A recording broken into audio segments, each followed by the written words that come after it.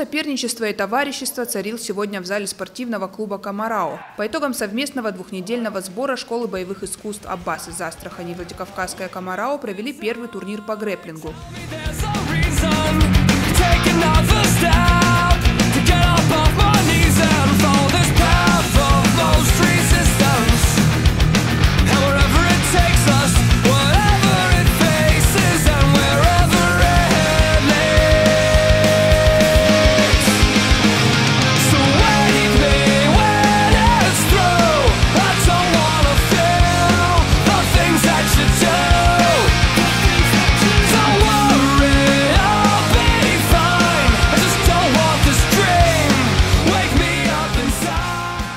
Схваток в разных весовых категориях держали зрители и учеников школ в напряжении. Бои получились зрелищными. Не обошлось без травм, но от этого в спорте никто не застрахован. Соревнования проходили по правилам общекомандного зачета. По их итогам победу со счетом 6-3 одержала Астраханская школа боевых искусств. Но самый ценный приз, который получили обе команды, это приобретенный опыт и новые друзья.